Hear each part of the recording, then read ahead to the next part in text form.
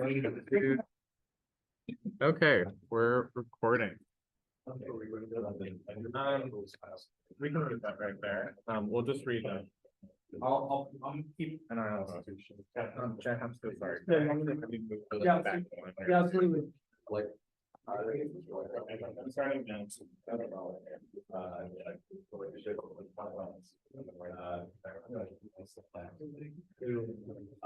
Yeah, I have to take it.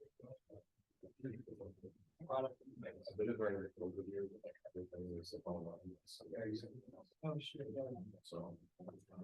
Yeah. Yeah, I guess it's the same thing for the month. Do they just offer my lectures? Yeah. I pass them. Is it not I got it. Yeah, we're fine. I think they were just pretty. Yeah. But I think the rhythm. I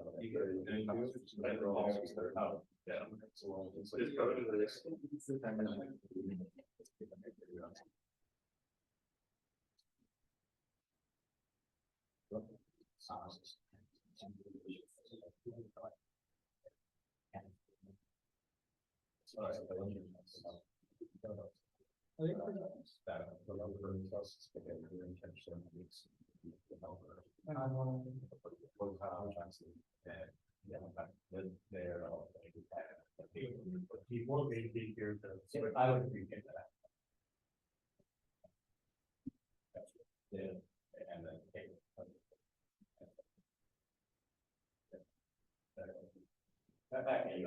yeah, just let me know. Right. Thank you. Can you hear me with this mic or? You good? Good. All right. Yeah. Is it really that seeable in there? I don't know. I'm also gonna be reading the board or whatnot. I hope. Well, Charles, I hope you can just switch your slides or whatnot. All right. Everybody. All right. Howdy, y'all. Okay.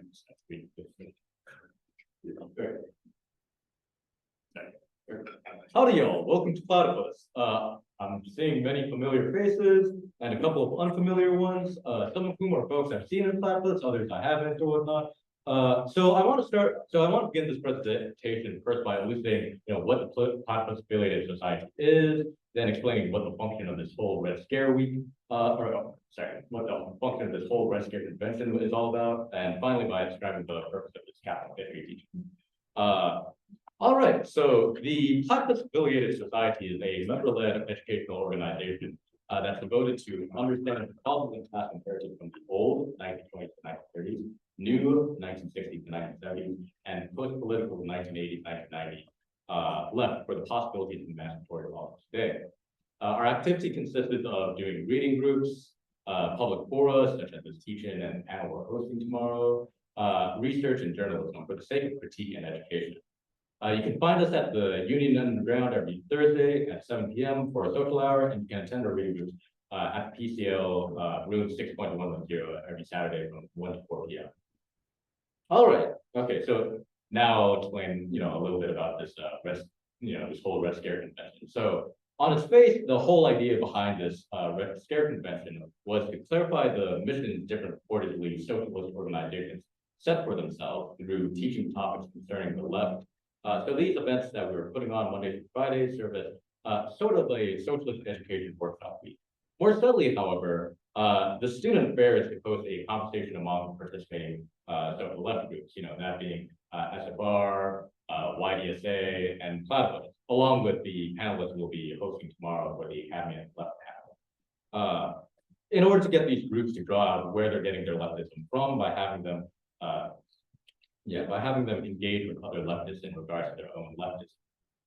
It's in this way or whatnot that the socialist education workshop isn't supposed to just be pedagogical, it's also supposed to be dialogical, I guess. So with that in mind, what's the purpose of this capital and history teaching? It's the purpose of this capital and history teaching is meant to be my own engagement with the left, coming from a Platypus educational That might not be completely clear at the moment, so let me read the description of this event and whatnot. So, yeah. What is the meaning of history for any purportedly Marxian left? In the mid-19th century, Marx and Engels famously observed that a spectre is haunting Europe, the spectre of communism. Over a century and a half later, it is Marxism itself that haunts us while capitalism remains. What does it mean that Marx and Marxism still appeal while political movements for socialism are weak beyond history? What were Marx's original points concerning radical possibilities for freedom that might still speak to the present? Does Marxism still even matter? Okay, as that description might imply, this teaching isn't meant to be prescriptive, but rather descriptive. So unlike many teachings you might find on the left or whatnot, I'm not here to convince you the merits of this or that struggle, or tell you what a socialist left should be doing today or should direct its efforts, or even answer the question of what is to be done. Rather, we're here to discuss what Marxism really has cover the account of history that Marx and Marxism had for a theory of how the dependent situation to be. This orientation might, it might be suspected that this orientation might come off as rather dry, but I hope to prove y'all otherwise or not. By taking on this more passive role, I'm placing the burden on you. I'm placing the burden of the question on y'all to answer the question. Does Marxism still matter to you, right? Okay. So, without further ado, let's jump into the Marxist story of humanity, the theory of how capitalism came to be, and the speculation of what the end of history entails. So, for reference, we'll be framing this. We'll be framing this narrative through a Hegelian philosophy of history, and what Karl Marx, in a letter to his comrade, and editor in New York, Joseph Weidemer, labeled as one of his original contributions to the socialist movement. That is, that the existence of classes is only bound up with particular historical phases of the development of production. More concisely, we'll be outlining the phases of human political development through the transformation of the concept of a conception of freedom and how it comes into contradiction with necessity in its crisis. Let me write some of those terms down on the board. So, yeah, tell them you mind using the thing. Yeah. Later.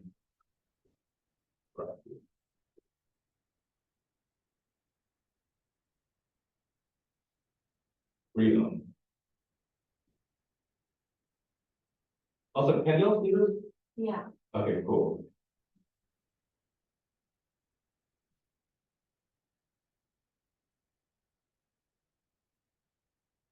And necessity.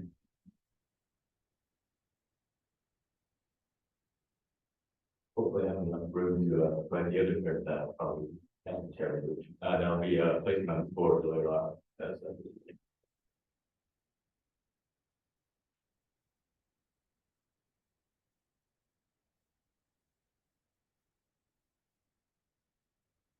Yeah, that's fine. Okay.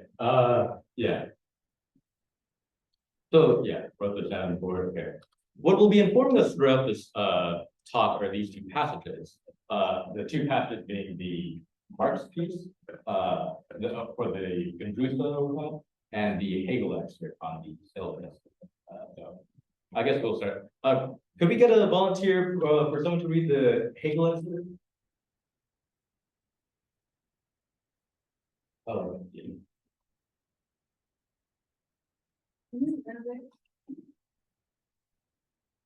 Control. Yeah. Oh, yeah. Oh, my. Oh, you should have put the one die in front of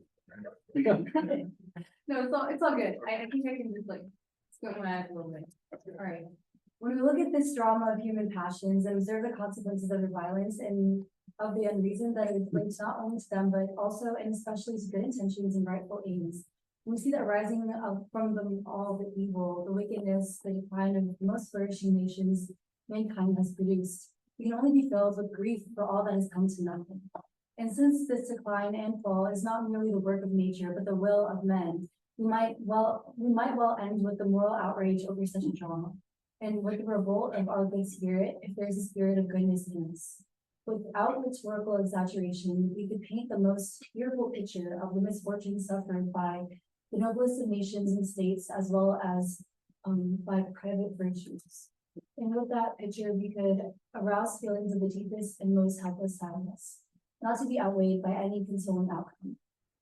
We can strengthen ourselves against this or escape it only by thinking that, well, so it was one time, it is fate, there's nothing to be done about it now.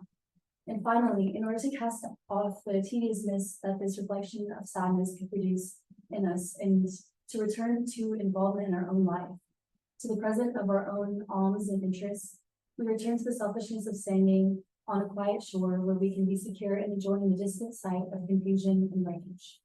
But as we contemplate history as a slaughter bench upon which happiness of nations, the wisdom of states, and the virtues of individuals were sacrificed, the question necessarily comes to mind. What was the ultimate goal for these monstrous sacrifices were made, that these monstrous sacrifices were made? World history is a progress in the consciousness of freedom, a progress that we must come to know in its necessity. The Orientals knew only that one person is free. The Greeks and Romans that some are free, while we, moderners, know that all humans are implicitly free, qua human. The final goal of the world, we said, is spirit's consciousness of its freedom, and hence also the actualization of that very freedom. It is this final goal, freedom, towards which all of the world's history has been working. It is this goal to which all the sacrifices have been brought upon the broad altar of the earth in a long flow of time. All right. Also, we have a Marx piece. Also, Charles, you mind if you might maybe move that just a little bit, just a bit. So, yeah. Could we get another volunteer to read this one? Yeah, thank you. The ancient conception in which man always appears in however narrowly national, religious, or political definition as the aim of production seems very much more exalted than the modern world, in which production is the aim of man and wealth the aim of production. In fact, however, with the narrow bourgeois form has been peeled away, what is wealth, if not the human ability, capacity, enjoyments, productive powers, etc., of individuals producing universal exchange? What, if not the full development of human control over the forces of nature, those of his own nature as well as those of so-called nature? What, if not the absolute elaborations of his creative dispositions, without any preconditions other than antecedent historical evolution, which make the totality of this evolution, i.e., the evolution of all human power as such, unmeasured by any previously established yardstick, and end in itself? What is this, if not a situation where man does not produce in any determined form, but produces its totality, where he does not seek to remain something deformed by the past, but is an absolute movement of becoming? Is bourgeois political economy, in the epoch of production to which it corresponds, the complete elaboration of what lies within man, appears as the total alienation and the destruction of all fixed, one-sided purposes, as the sacrifice of the end in itself to a wholly external compulsion. Hence, in one way, the childlike world of the ancients appears to be superior, and this is so insofar as we seek for close shape, form, and established imitation.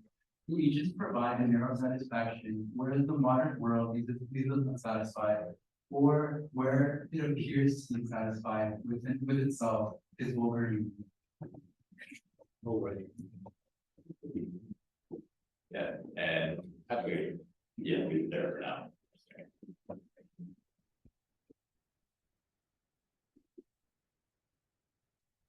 All right, okay, so that was a lot, but no worries, we'll be using this diagram to illustrate in very broad strokes and whatnot, the world's historical drama that's being taken for granted in both pieces. Now, yeah, okay, I'll write here. Okay, so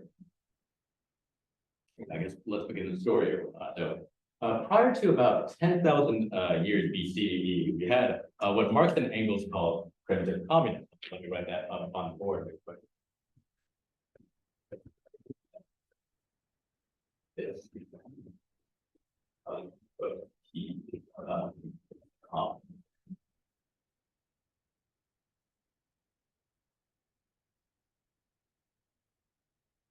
Can you help me that, or is that?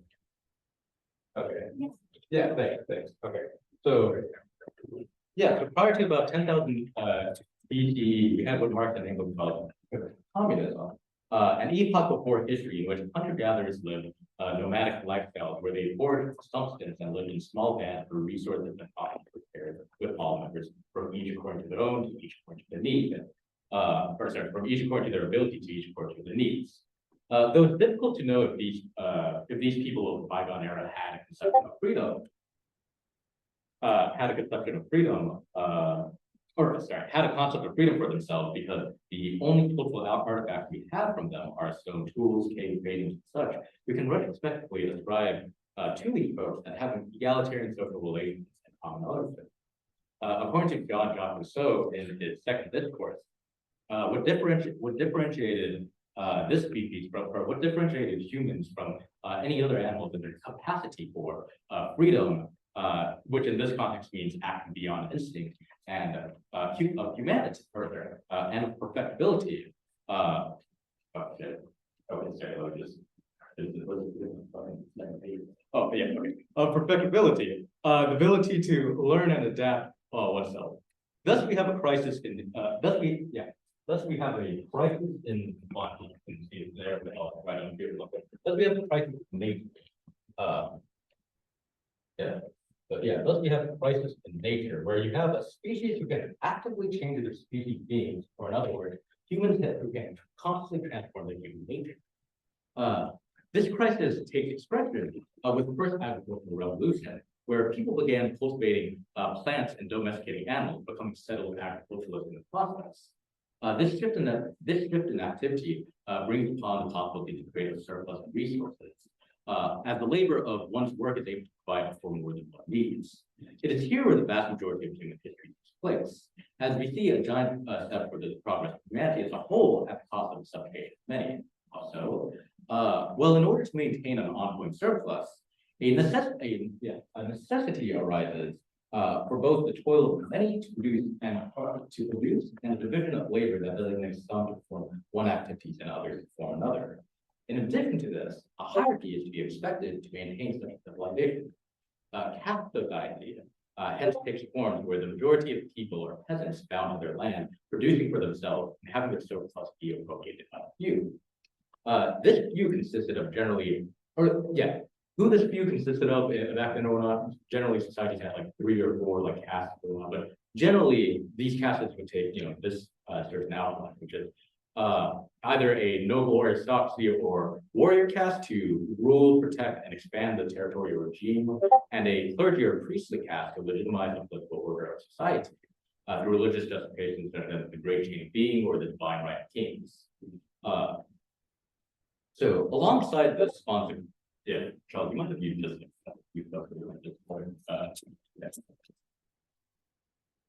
There's a view button on the keyboard pad right there. Yeah, I got it. You can do. Yeah. Okay. My bad. Let's see. Let's see where we're going. So caste society okay. So alongside the spawn, the creation and growth of architecture, written language, and politics, bringing us our first recorded articulation of freedom. So according to this guy named Benjamin Constant in the Liberty of the Ancients compared with that of moderns, the ancients perceived freedom as active and constant participation in exercising collective decision-making and sovereignty. Y'all remember how we defined freedom in primitive communism as essentially a community sharing everything in common? Well, what we're seeing in traditional civilization is the crisis, of humanity. Okay, let me just the crisis of humanity.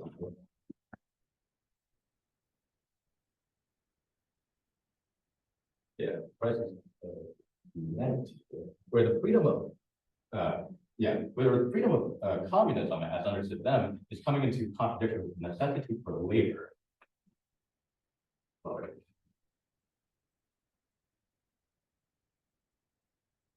All right. Okay, so around this is where the majority of mankind takes place with this contradiction between primitive communism, or this idea of, what's freedom? Freedom is, collective decision-making, collective sovereignty, or whatnot, and nature, and labor. This is the crisis of humanity, right? This is the crisis of nature. Around the 1500s, 1700s, things begin to radically change. In the towns of Europe, you start to see new forms of society emerge as artisans become merchants who wanted to market to sell their goods. These goods that the merchants appropriated came from buying products of peasant labor.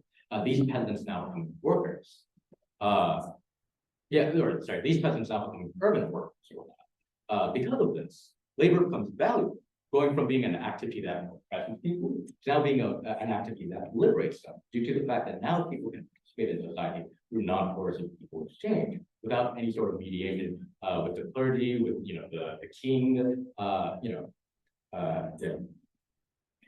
but instead by satisfying the wants of others. This is what we call bourgeois social relations. Or the 11 point up here. This is what we call up here. Okay. This is what we call bourgeois social relations. The free and equal associations people have to each other as constituted by one's own right to their labor. Precisely, this is the mark of modernity of bourgeois society. Bourgeois here not meaning capitalists yet, but rather universal rational subjects who control their own fates, homo power, and engages in work out of their own self-interest and for the pursuit of wealth, homo economicus. Following from all of this, there's a qualitative evolution in the concept of freedom, where the contradiction between primitive communism, and the necessity for labor is overcome through now the freedom of liberalism. The freedom from the arbitrary will of others and the individual independence made for oneself and relative to the creative leader. Okay, I'm just kind of working with the Lord. Before I move on to analyzing how the emergence of capitalism history comes into crisis, placing us in our present position, I want to note the absolute significance of this era. The latter half of this act is often called the Enlightenment. The latter half of this is often called the Enlightenment. And on the screen, we see a whole bunch of happenings like the European Renaissance, the rise of liberal democracy, and the rise of liberal democracy, and the Renaissance, the rise of the scientific revolution, and the rise of liberal democracy. All is underneath the cosmological revolution.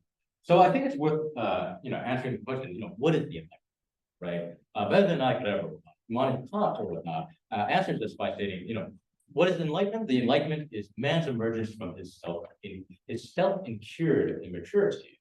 What does he mean by this? He means to say that the modern age is defined by a willingness to be self-conscious of the self, for individuals to use reason and society as a vehicle for the expansion of their own autonomy and for the progress of society. The bourgeois revolutions which put traditional civilization in crisis and uprooted the feudal relationships for the sake of instituting bourgeois society was the revolt of the third estates, of the commoners. The French revolutionary writer Abbé Sieyès once declared that the third estate was nothing, trying to become something. But now as the children of the third estate, meaning us, we have become everything. Okay, well, so if we become everything, right? Why is it that we live in this flickering misery that is capitalism? How does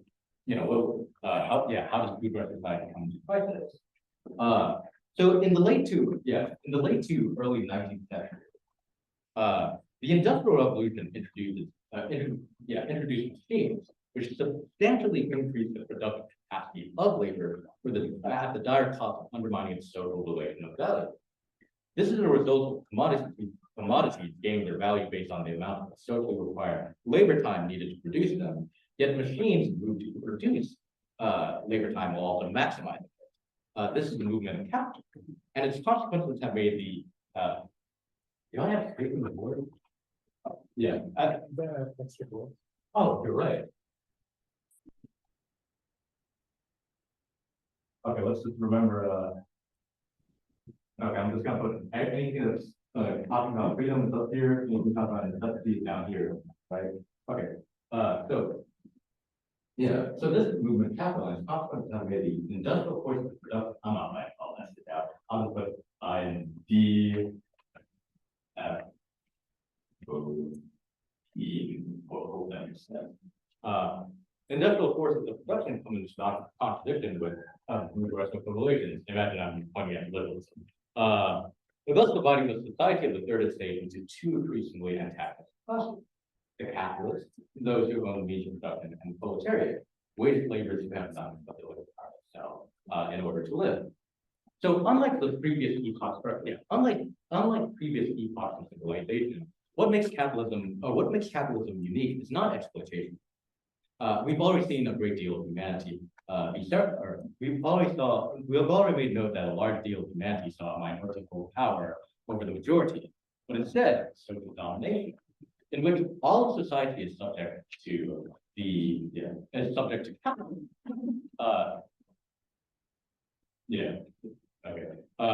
In Max Horkheimer's The Little Man and the Philosophy of Freedom, he gives a very delightful tale where like a little man or whatnot, which a guy or whatnot, he goes up to his acquaintance and he asks him for a job or whatnot.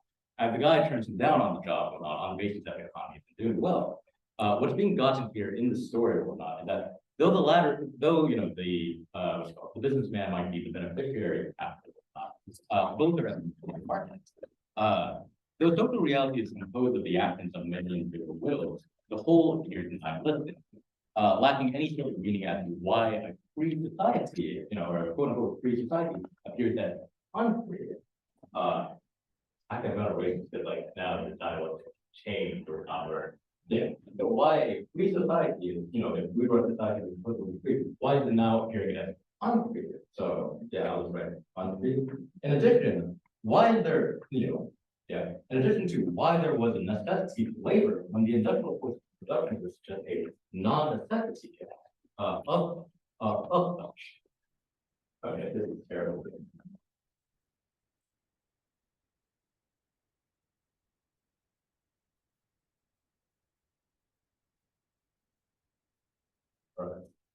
The most acute symptom of, the most acute symptom of this, the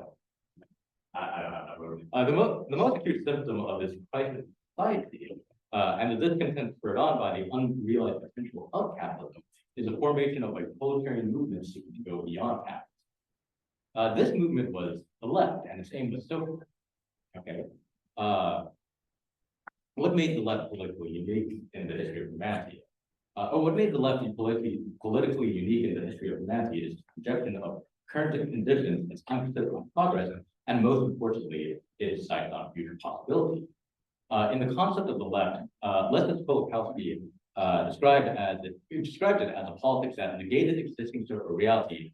I'm not gonna write anything more on board. Negation being a critique of what is, in favor of constructing a utopia. Utopia, in this instance, being a consciousness of what could be, right?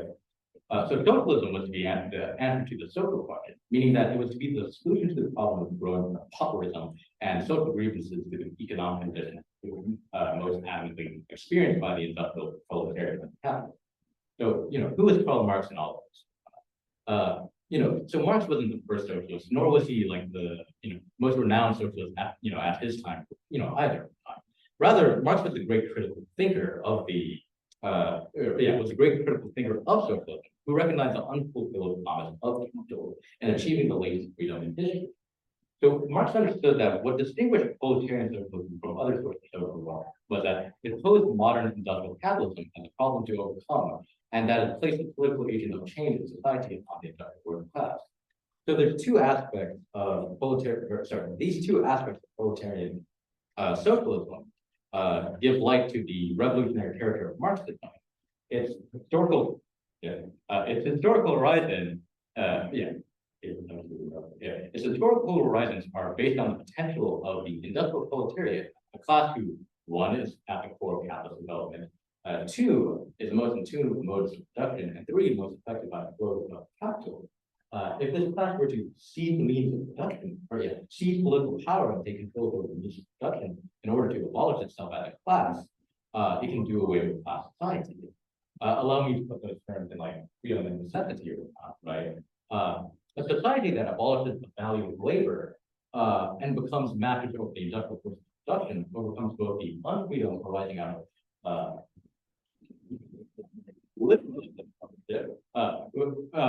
of liberalism in capitalism and not the necessity of labor to create surplus value, thus giving the realization of freedom which qualitative change.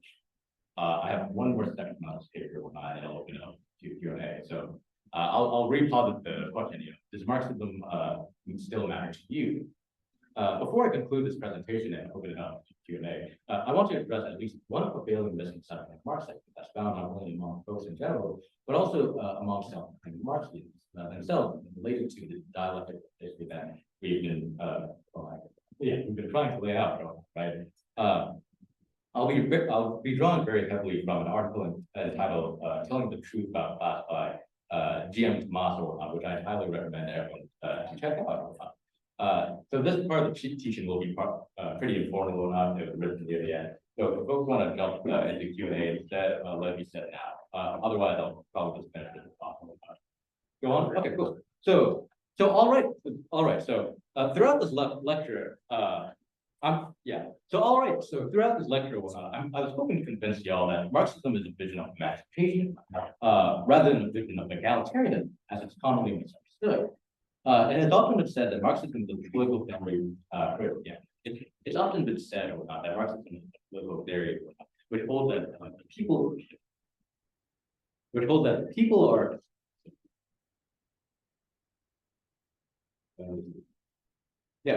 that people are fundamentally good, but society with its stratifications, hierarchies, and domination corrupts them. Human suffering is a result of man-made inequality, and because we ought to alleviate suffering, we ought to do away with racial differences. The goal then would be to replace class society with a small, self-sustaining, egalitarian community through degrowth and simplicity, a reconstitution of the state of nature, or that is in terms of communism, right? This view is angelic in the sense that it calls for basically the best of the people, right? Apotheosis of people. That the term being apotheosis. It has a moralistic attitude of anti-capitalism and places primacy on equality as a renunciation of superfluous. This is Marx. This is so, right? On the contrary, what does Marxism add? As I hope this presentation has been able to demonstrate. Marxism contends that the proletariat is a dehumanized class or products of capitalism.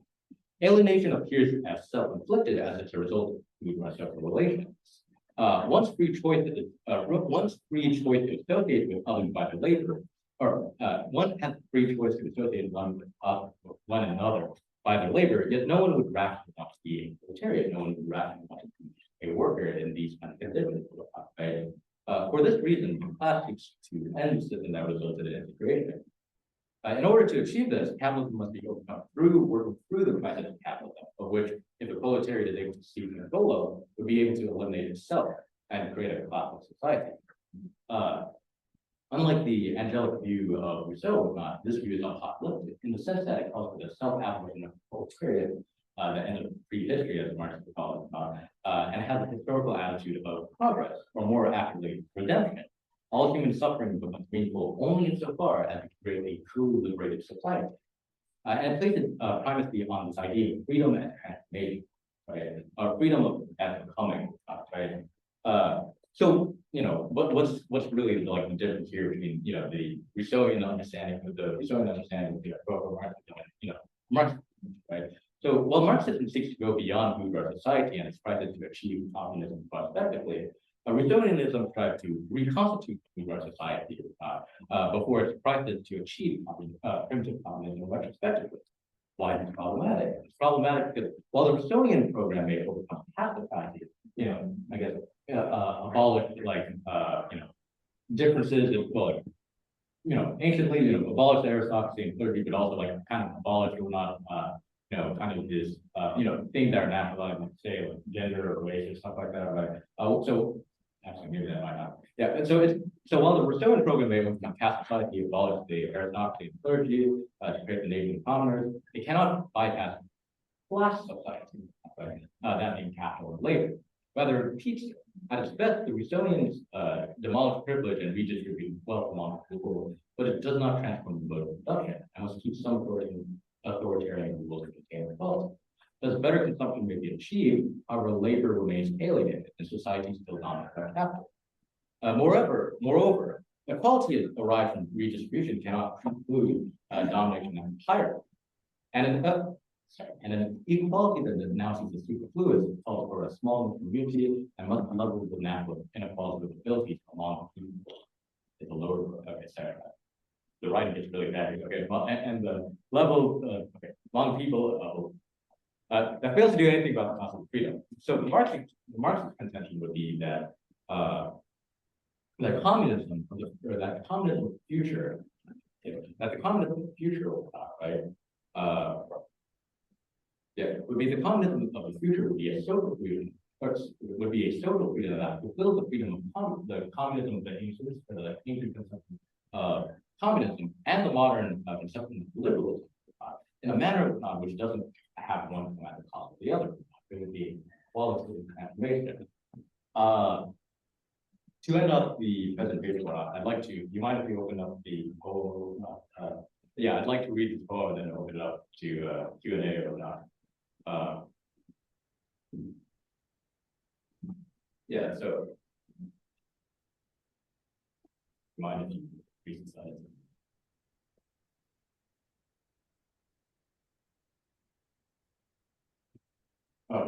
Yeah. If you click a table on that, I wonder, actually, no, it's not. Keyboard and control plus. Control plus. Yeah. Thanks so much, Jack. It's not working. Does anyone, do we have any volunteers? What? Oh, it's over? No. Just read it. Oh. Read it. Yeah. Oh, just read it from here? Okay, here. Okay. How about you read from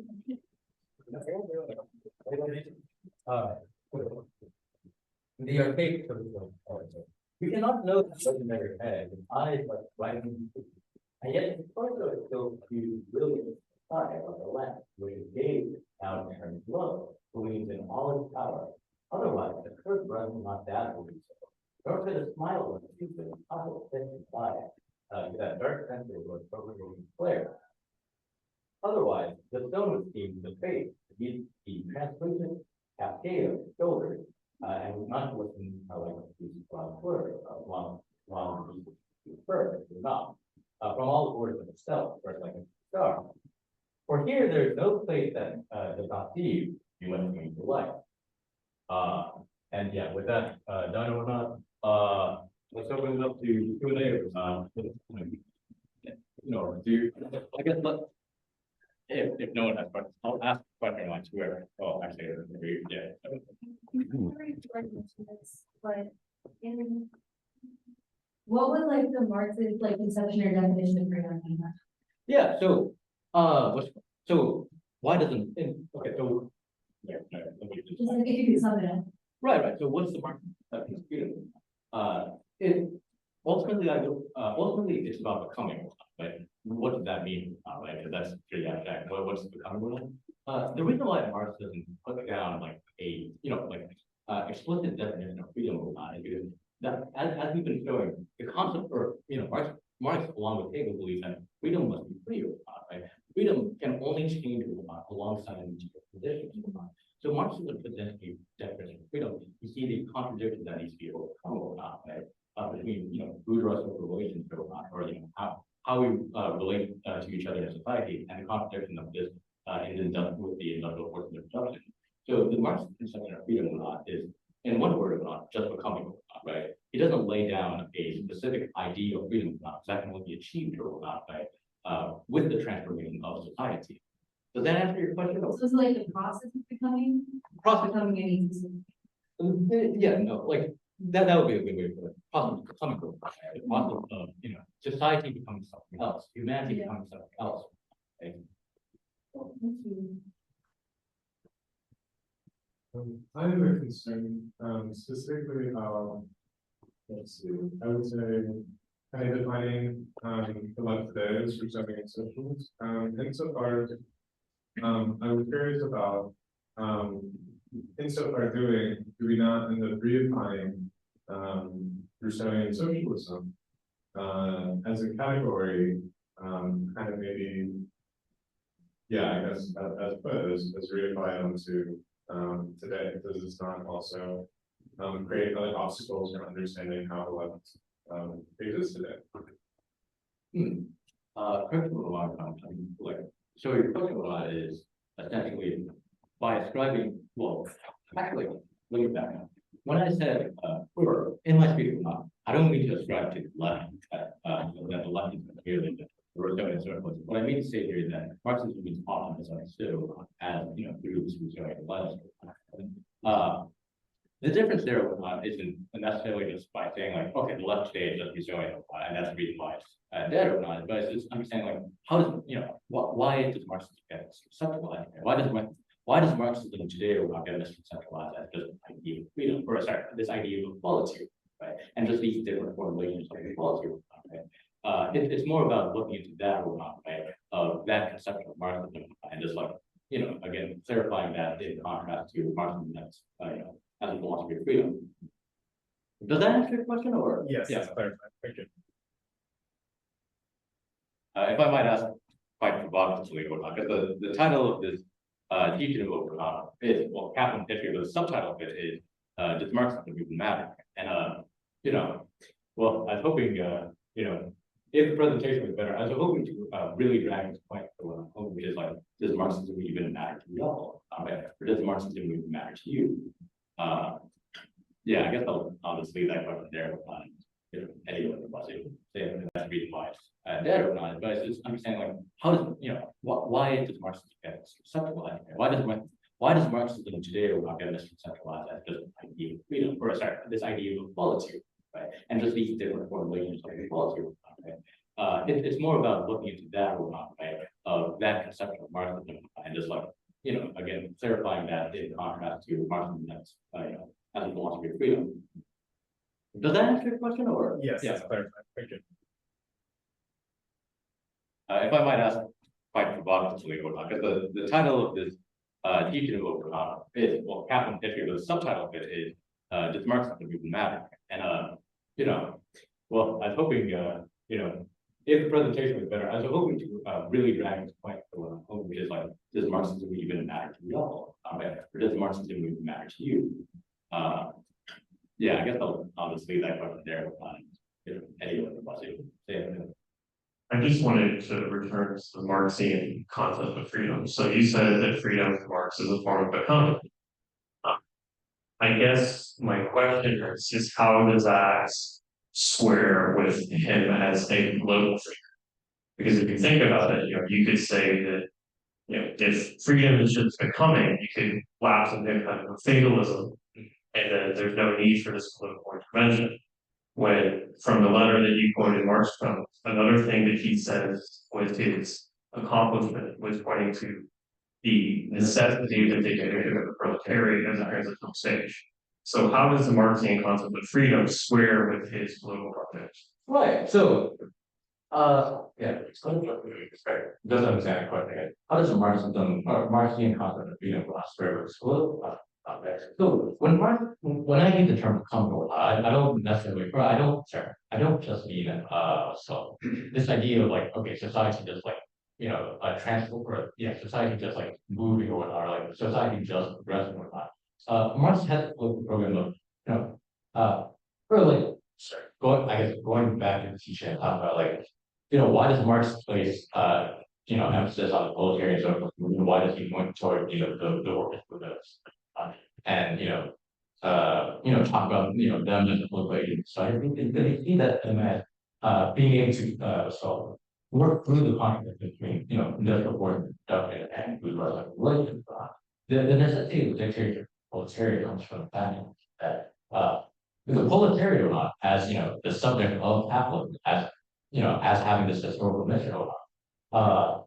Is the only, or is the class or not with the historical bias that you see, to think about what it means to go beyond capitalism. So how does this square with the Marxian perception of freedom or not? That, for society to be in, is that it needs to, what's called, it needs to work for a second. It needs to overcome the non-necessity and unfreedom or not that is, latent in. So does that answer your question or? So, yeah, just clarifying your point is basically that becoming is the process of overcoming. It's not like a positive affirmation and continuing of some sort of thing. Right. I mean, arguably, it's negation. It's a negation, like going back to the Kolakowski work, right? What is the left doing? What's the task of the left? What makes the left do in humanity? It negates. So reality, it negates what is going on, right? It's not to lay out a positive program. It's not to lay out like a it's not to lay out a utopia in the sense of a society or like a ready-made utopian society. No, it's a product. It negates social reality in order to we'll call utopia in this sense meaning a freedom of consciousness or not, right? What's the like, right? So like I mean, think about this with like some terms that Marx used or not, right? We talk about like abolishing private property, right? The negative character there is what's the society look like without the more positive claims, actually, I'll leave it there, unless people want further clarification or not. Because I feel like I think more of that might be obscuring or not points from that.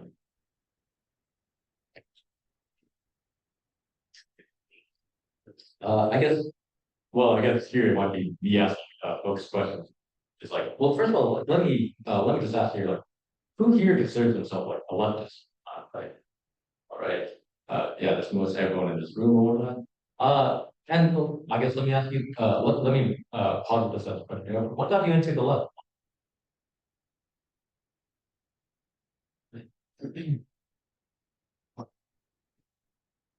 The Black Panthers. Black. You don't mind me asking like more about the topic.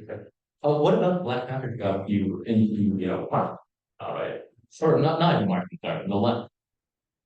Well, I think it was seeing kind of a bottom-up approach towards political liberation that gave power to the oppressed peoples as the first, as like from the beginning. And I think that was very radical for me in high school as like a liberal, who kind of saw it as like, oh, you have to like vote, you have to ask other people to do things for you. Taking things, giving the oppressed like agency to, like you said, in a process of becoming is what was most radical, I think, for me.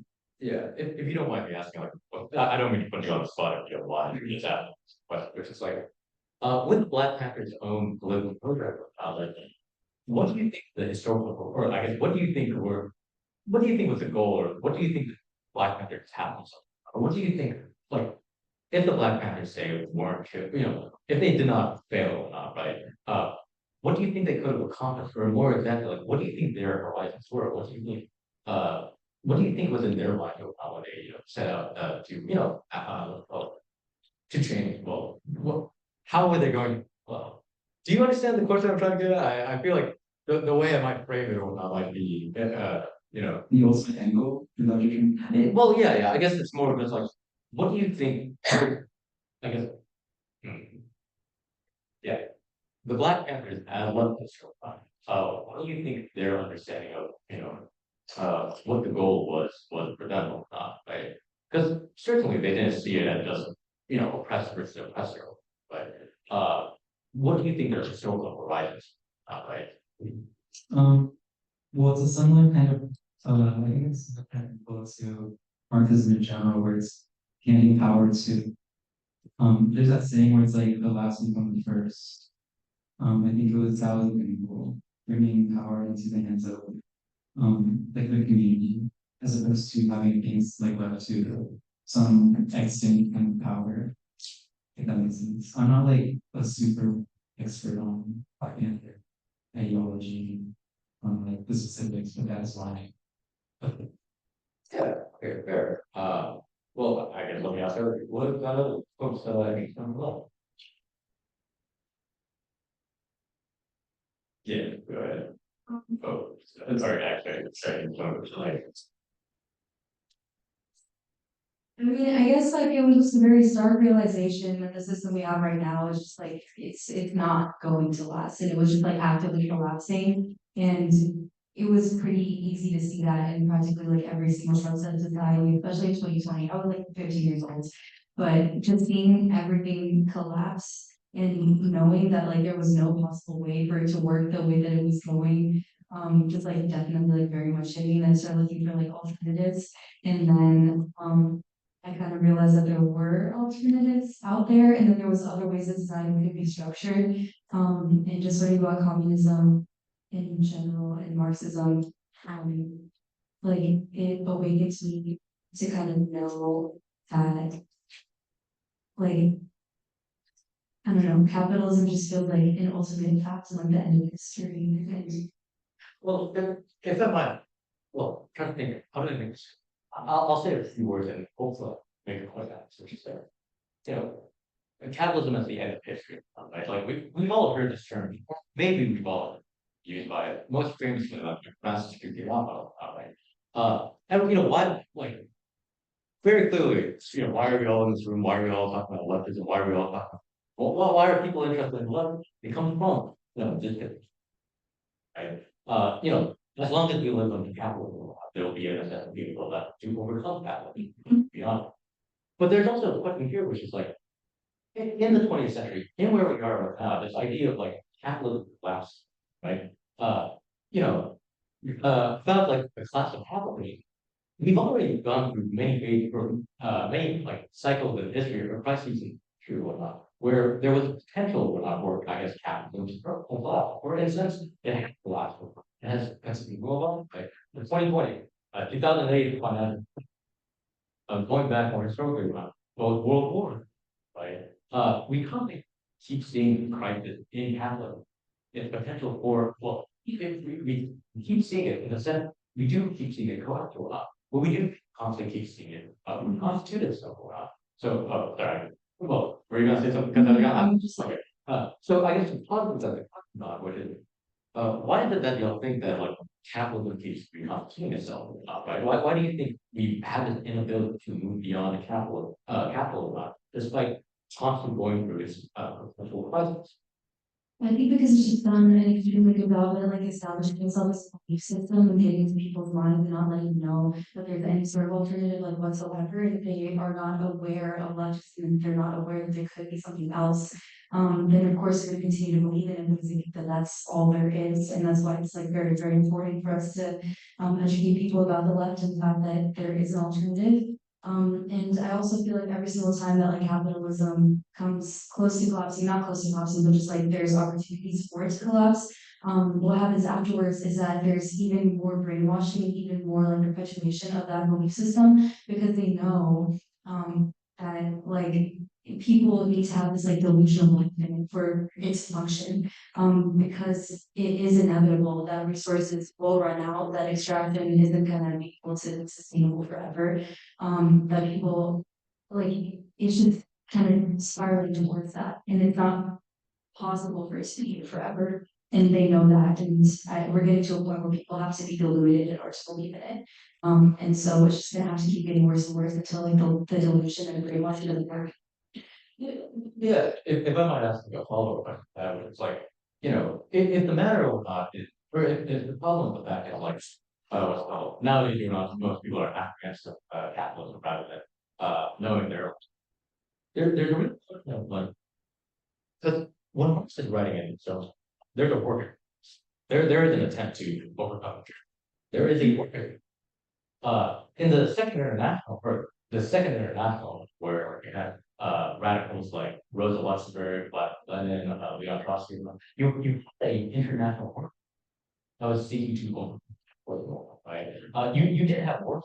You did have these groups of us.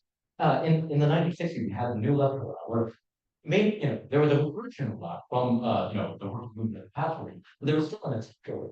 So there, I think that comes part of was in one sense, we can understand it where it's like, okay, you know, the memory of Marxism, the memory of alternatives, or the memory of utopia, or the memory of the level, all of it is superior. And first of all, we can certainly say it's because of so, you know, it's because it's all them. But I think there's another question here that's which is like, you know, what's been happening with left that they're talking about, right? Because like we have organizations, like we let's do like organizations here, which are educated and so on, right? Nowadays they're not. Yeah, I can frame it like this. Someone could just come up to you and be like, "Oh, hey, I'm a communist," and be like, "Okay, cool, whatever. That's your personality." There's no longer a politics to communism or not, as there once was, back then or not. So there's a real question of, I guess, in terms of the left, why has it come to a point where it's now failing to, I guess, realize itself as a political issue. Does that question, well, okay, and you don't have to answer this question. This is a question open to everyone. I don't want to put you, just you on a spot like that. Yeah. All right, so my question is, when you first posited this, you asked about why we thought that, capitalism kept reconstituting itself, and you mentioned, financial crashes at the sign of it, then I guess failing and then reconstituting itself. I think the way that, I think my question is, does that constitute it failing and then reconstituting itself? You talk about it like when you frame it that way, you make it seem like, all right, the system just failed. Theoretically, we should move on from it, but then it reconstitutes it. I think a capitalist economist at least would say, no, that's not a failure of the system. That's part of the system, even though it sucks for all of us. Well, no, sorry. So I was just asking.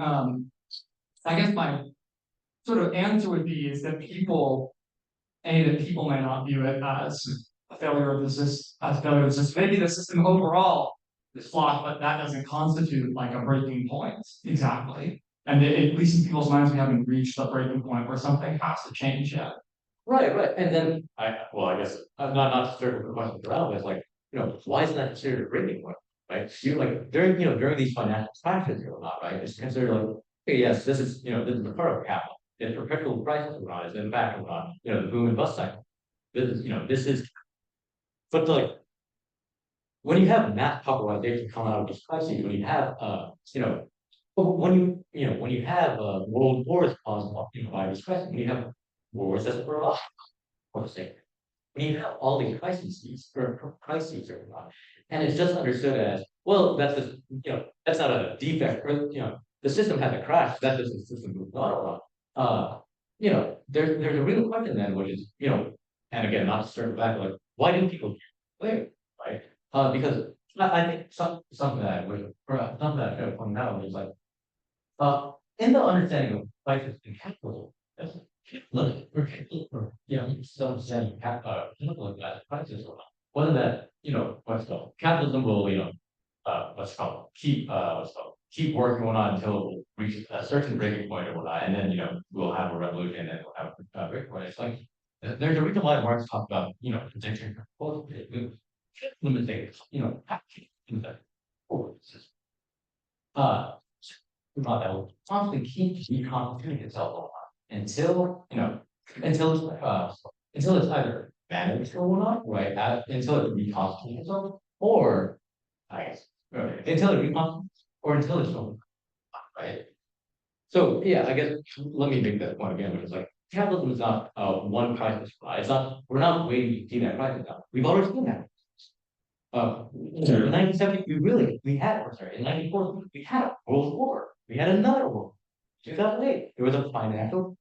In 2020 or not, the world was in lockdown. Right?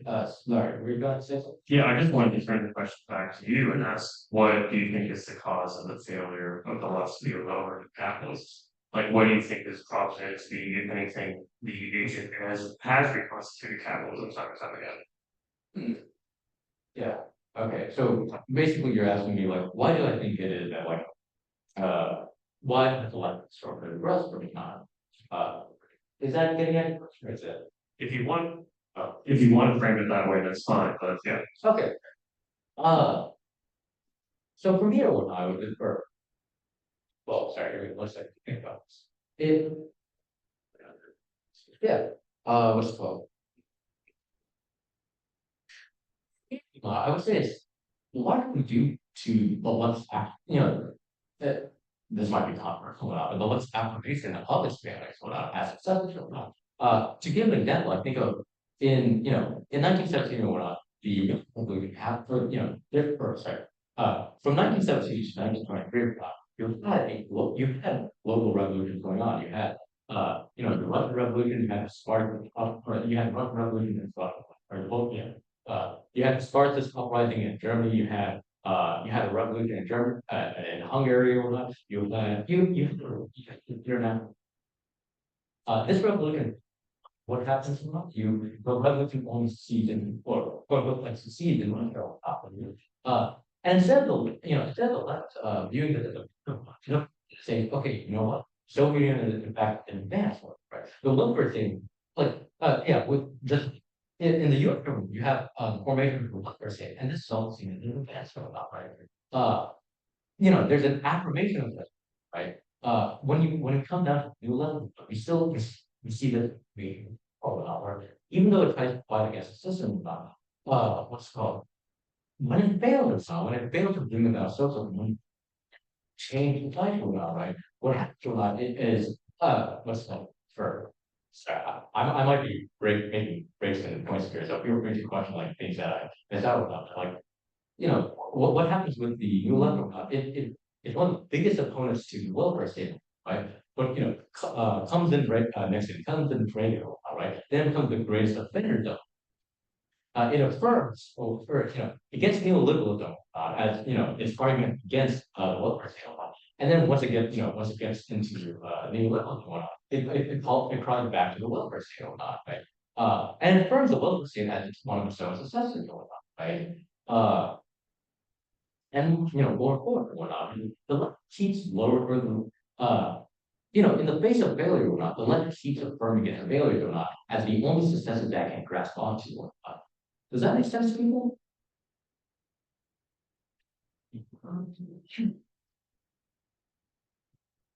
Okay. Yeah, so I want to talk about the capitalism reconstituting itself thing is sort of like a failure of workers who realize they have a power to change the system. I think the 2008 recession is a good example of the fact that a lot of workers have kind of done this mentality where they're just like, I'm gonna deal with it. I think part of the reason is that there's like no alternatives to school, and the alternatives that haven't presented everything badly. Like it's I think a lot of ways like the working class has been demoralized in some way. Sure. Yeah. Sorry, was there a question there? No, I was just sort of Right. Oh, if I might just speak something about that though, because like I think that's really interesting. Just like I mean, working class has been demoralized, and I guess kind of bring this back, which is like, what do we talk about the proletariat? Because like yes, the working class, like it still exists today or whatnot, but like when we talk about the working class, when we talk about the working class and the proletariat, sure, so you can really centralize or understand that here, because like. And again, this is going to be one of those big claims about which then I'm going to explain, which is like, we don't have a proletariat. And what I mean by proletariat, when Marx uses the term proletariat, he's talking about the proletariat as a political subject, as he sees a working class movement in his time. He sees workers, he sees the proletariat. There's an actual class, there's an actual political agent in society that's trying to overcome capitalism. We no longer have a proletariat. Yes, we have the working class. Yes, we have, the same condition for maybe even more, but the same like, well, okay, there's something there to say about the working condition. We have the same condition. We have different conditions of law which are dealing with, but like we no longer have the proletariat as a political agent in society, as trying to overcome capitalism. Right? We are very of Marx in that sense or not, that the political category that Marx uses is almost obsolete to us.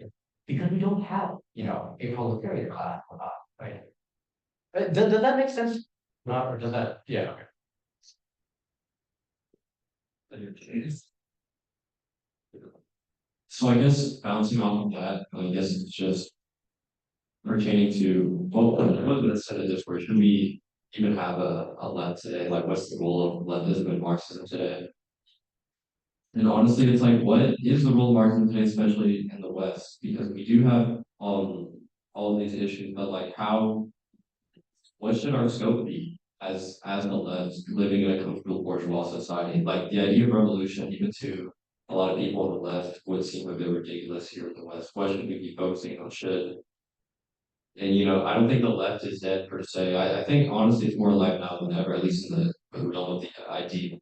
Like regressive sentiments and anti-capitalist sentiments are very popular among the modern generation. Or like you said earlier, how you can just go up to someone and say you're a communist, and it's not like how it was 20 years ago.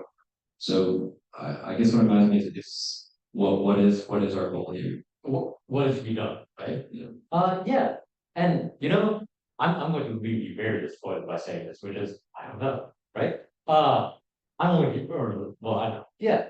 I'm getting this from outside of education because I can only talk question. I can only say whatever the left is doing today or not, that's not what the left historically was, right? Uh, you know, what's the potential that the left had that it's not come to realize? Can you elaborate on how there's this discontinuity within the left, how it's not currently taking up the project of socialism? Yes, sure. That's a really tough question.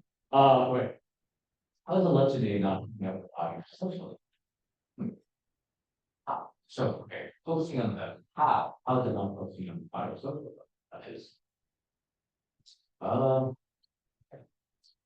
but I don't want to use I don't want to use a phraseology by saying like, so, it has lower political horizon because then the question is like, well, does it? Because don't get me wrong, we're not. When we talk about left today, we're not. When you talk about leftists, we're not. It's not like it's not as if they're not, or it's not as if they're discontent with capital. It's not as if they're trying to, or it's not as if they're, necessarily, walking away from the task or not. But the question then just becomes, a social reality as it is right now, it becomes much harder to understand that and how to use kind of like three main models to make, and it's okay, okay. Backpack, but is okay, I guess we're dead. Uh, okay. Your question again was, sorry, why can't the left today? How is it not taking up the task? How is it not taking up a task or not? Yeah, well, how is it not taking that's fair? Because in what sense we're not like, I don't think it's that controversial to say it's not taking up the task in the sense of what's it called, there's no active, so there's no struggle for socialism in the sense of trying to overcome struggle, or at least there's no mass workers party that's trying to do the same, but then the question becomes, why that is, right? It's not like it's not as if you're not seeing let's go toward predictions, let's or people with this kind of try to do something about it. Yeah. Actually, rather than trying to give the first half like that, I'll be perfectly honest. No, right? It's something that I need to inquire more about. So, Oh, I was gonna say it's 8:16. So we have this room until 9, so until 9. I mean, well, we'll end it when. Well, okay. Cal, got any questions? Okay. Does anyone want to elaborate or expound upon? Because I think I may have another question, if that's okay. Yeah. No. Shoot. Okay, so one of the things that was pointed to for the reason that the left reconstitutes capital is like an ideological lack. But when we look at the history of the left, what we see is that it is the chief ideologues, it is the leaders of the left that in a certain sense betrayed in sort of past. I mean, that they were the ones, it was the one voted into office that voted for war credit for World War I. So I guess a question is the greater question of leadership and relationships to the left as a whole is what is the role that leaders play? How are they supposed to have a position in the left? How is there going to be any structural leadership when there's a historical tendency of kind of falling back and kind of So the question is pretty clear for the left. Yeah. Yeah. I don't mean to constantly like almost put off or sell off your I don't know, I just trying to think through it so yeah. These aren't easy questions. Right, Like right. this, yeah. Because, so the purpose of this teaching isn't just to, back and forth one. If other people will not also have ideas or thoughts about that, feel free to jump in. Yeah. I feel like. Yeah, I feel like over and over, just kind of as we've seen this happen repeatedly, there's been figureheads that are just kind of put on a pedestal. And I think that leads to a pretty clear, like, abuse of power in many cases, and so kind of like a lack of trust. And I just think that in much of leadership in the future, we just need to like establish like a true vanguard party. Yeah, I mean, for me, I don't mean to like argue against you with this, but like for me, the only reason why I take on some issue with that and or not is like to reduce the problem of leadership to the left to just the nature of leaders or whatnot. I feel like it fails to get. It's not just the heritage of these leaders that is the thing that's causing the left to constantly feel like itself. There's much more going on. Because what comes to mind about it, there's a book out there called Robert Mittell's Political Parties, where he talks about the SPD or the German SPD or whatnot, where he talks about even though it's a democratic organization, even though it's an organization that, as he described it, trying to achieve democracy or trying to achieve through democracy or not, he points out the tendency of political parties to necessarily become dictatorial or necessarily become oligarchic. And it's a really interesting hold on, where he talks about like no matter how goodwill this will be good. There's going to be people. There's going to be some people who are not taken more seriously than others will not. These people are going to love it. And it's also going to be you're going to have person and and these people are going to be the ones the folks who are going to be able to have. So like if and I know Lenin responds because I know Lenin has like talking about the vendor. I know Lenin has a response to it. He says yes, like he just says yes, Michelle, like yes. What's it called leadership or like democratic organizations necessarily lead to oligarchy. They necessarily lead to like what's it called like distrust or not. But the goal then or not wouldn't just be to try to fight against us or not, try to utilize that or not, right? I mean, why does Marx talk about, the dictator proposal? Why do Marxists still utilize the state or not, right? Or, okay, but sorry, now I realize I'm sharing where you're talking about, the left leadership.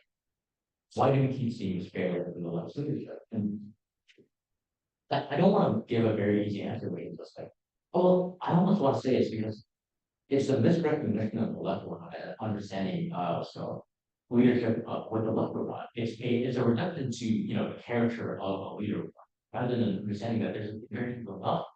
Because I think of like, for example, when people talk about Stalin, or whether they praise him or whether they reject him or not, they only see Stalin as a character or not, rather than as a phenomenon or not, right? What you know, there's a global revolution, it failed or not, right? And not necessarily becomes bureaucratic state or not, right? And sometimes I also want to say the problem isn't leadership, not right. The problem is then I don't be what is the problem. Yeah, it's Can I ask a different question? sure. I don't know if this is like really ties into the lecture, but it's a more general question. And it's about project outputs and why it keeps concerning itself with the left as it currently is. If its theory of the left as it currently is seems to be one in which it can posit without having to engage with the left in any real sense.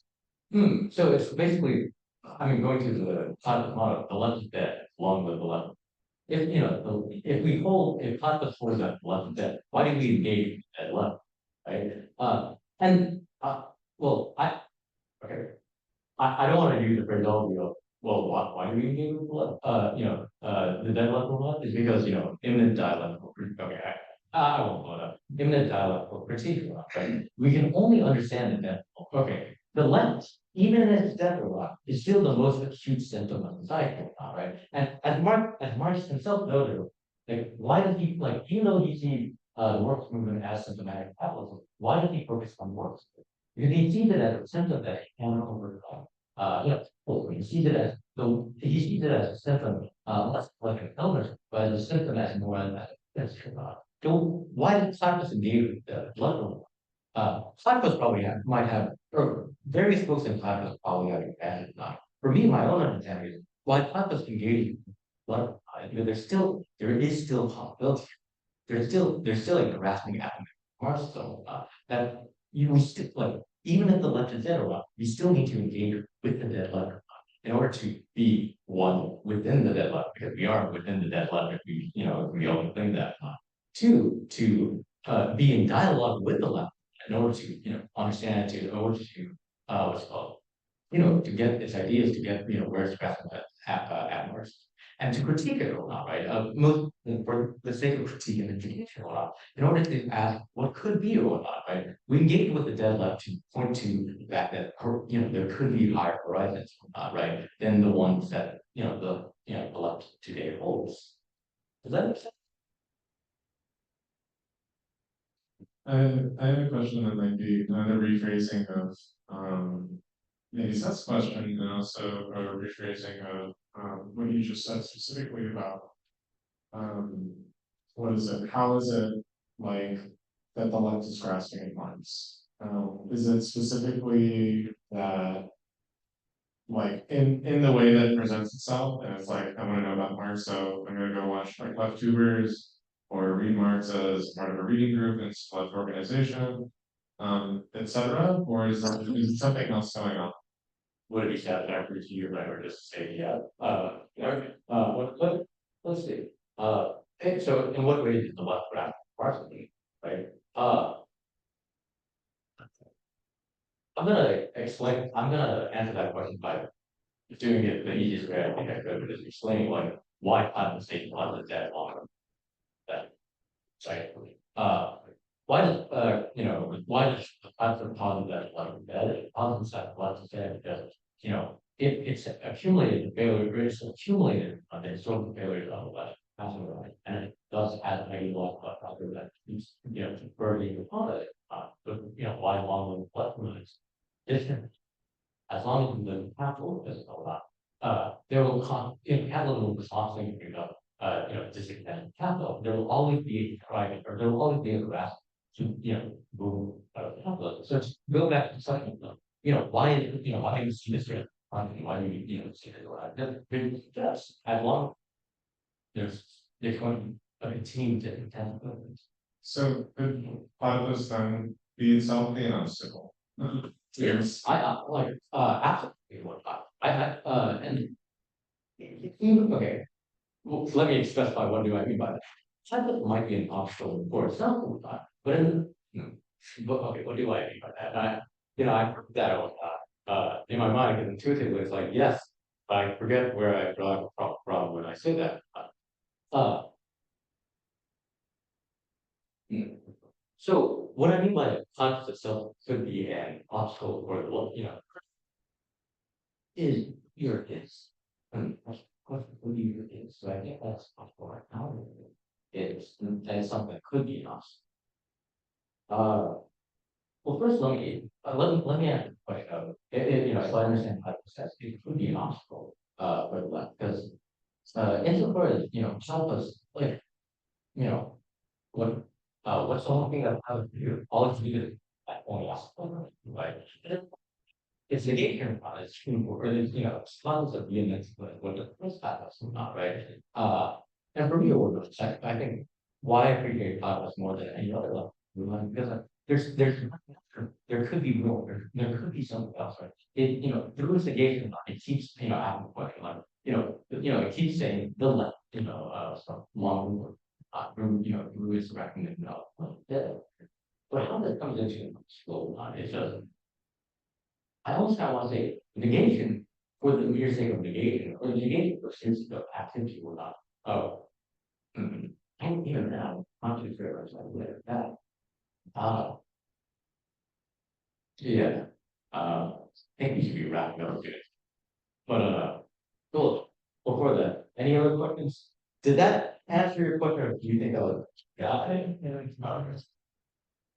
Okay, so I have one that still kind of ties into the leadership question. I mean, like I think in a lot of ways, like most important thing about this leader is someone that's like both immersed in and like influenced by the working class. And in a lot of ways, I think you can make argument like electoral, essentially posing one versus kind of like better than the rest of the class are inherently like feeding into elitism. I was wondering what you think like a solution to that might be is how can we have leaders that essentially represent the working class in a way that's not putting one person above another. Yeah. I almost want to say workers can't sit still now, right? What do I mean by that? Is not having one leader still now, right? When we talk about dictatorship over here, we're talking about a leadership of a class. And the dictatorship of the proletariat is well, okay, I just feel like maybe I made that. Try to think. Well, in one sense, I would say not to designate power in like just one individual. In the same sense, I don't want to fall back on this whole idea of like it's the fault of the individual because there's no. Very clearly, as you can tell, like, it's a question that I'm asking for myself also because it's difficult. It's a difficult question to answer, right? Which I guess is the purpose of this dialogue, which is to bring up that question in the first place. You know. Does anyone else have questions? No? Well, I want to thank you, Mohammed, for your teaching and for your time and effort. I know that it's a very difficult thing, kind of being on the spot in front of a bunch of people. So yeah, thank you so much. Well, thank you. The next 30 years, power